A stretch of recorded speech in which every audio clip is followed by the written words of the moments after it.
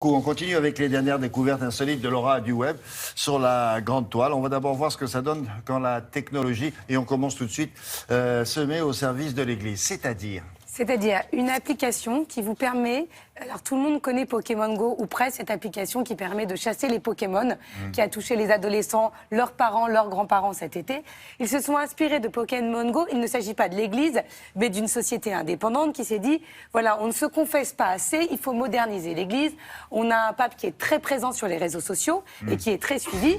Si on permettait à monsieur et madame tout le monde de trouver quelqu'un, un prêtre pour les confesser à côté de chez eux. Mais un vrai prêtre. Un vrai prêtre. Ah bon? Non, tout le monde ne peut pas... Comment vous avez une application? Vous tapez, alors vous, oui, vous bonjour, je suis l'abbé Jean-Louis, vous pouvez me... Non, vous ne dites même pas comment vous appelez, on s'en fiche complètement. Vous dites juste où vous vous trouvez, vous autorisez la géolocalisation sur votre téléphone et on vous dit l'église la plus proche avec un prêtre disponible pour vous confesser. C'est pas comme les taxis, il vient pas chez vous. Ah, il vient pas chez vous. Ah, c'est dommage, ça. Moi, je voyais ça comme ça, c'est pour ça. Ah non, je croyais qu'on tapait, et puis où est-ce qu'il y a un prêtre dans le quartier? Vous voyez ce que je veux dire? Il y a des femmes qui aiment l'ubérisation beaucoup du sacré. On sait jamais. Ça peut être dangereux.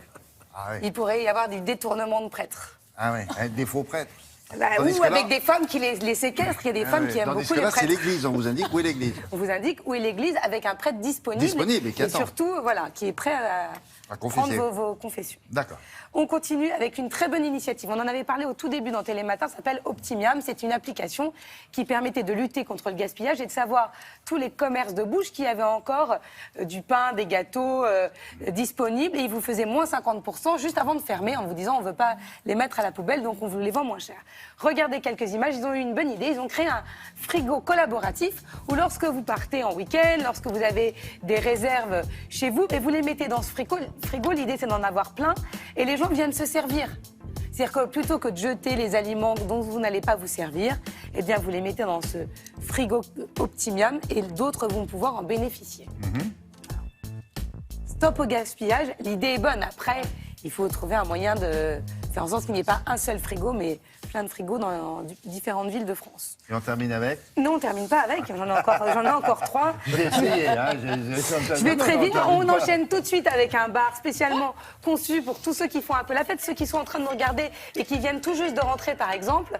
Eh bien, il y a un bar qui a été créé à Amsterdam exprès pour vous permettre de vous remettre en forme. Donc ici, pas d'alcool, on teste votre alcoolémie dès que vous arrivez, on vous propose des matelas, des jus détox, des tisanes et on vous aide à vous remettre. On n'est pas obligé d'avoir une gueule de bois la veille, on peut y aller... Oui, enfin l'idée c'est de vous aider à être en meilleure forme, quoi. Quand vous avez un tout petit peu abusé. Ah bon? Voilà. D'accord. Quand vous n'avez pas suivi la consigne, buvez avec modération. Vous allez dans ce bar à Amsterdam. C'est fait quand même pour les gueules de bois, quoi. Un petit peu, tout petit peu. Et une dernière application, tous ceux qui ont l'habitude de faire des Skype, des FaceTime et qui ne se trouvent pas très beaux, on ne se trouve jamais très beau, il y a une marque de cosmétiques qui a créé une application qui va vous permettre de faire ces visioconférences tout en étant maquillé virtuellement. Donc vous sortez du lit, vous mettez un peu de blush, un peu de rímel et vous êtes tout de suite beaucoup plus fraîche. Et lorsque vous téléphonez à votre fiancé à l'autre bout du monde, voilà, il vous voit magnifique. Pas tel que vous êtes au réveil. Voilà. Ah bon? Écoutez, ça dépend pour qui. À Télématin, on est toujours frais. Et je termine avec mes chouchous. On en a parlé il y a 2 semaines. Encore? Mais encore, c'est la 3e année, comme le livre d'Olivia. Le slip français s'associe au Téléthon pour créer un bonnet dont tous les bénéfices vont être versés à l'AFM. On avait fait voter les internautes cette année. Ils ont eu le choix entre 4 bonnets. Oui. Et donc, vous pouvez l'acheter. Ça y est, c'est celui-ci qui a gagné. Je suis d'accord. Il est beau. Il est joli. 35 €. Vous pouvez le commander sur KissKissBankBank. Vous voulez que je le mette ou on peut le porter, hein? Moi, je vais le mettre. Vous le portez, vous l'achetez, vous faites un petit hashtag bouge ton pompon. Moi, je le trouve absolument divin. C'est vendu, là. Regarde. Voilà, 35 €. Donnez-le à Alex Jaffray, parce que ce matin, il a des problèmes avec...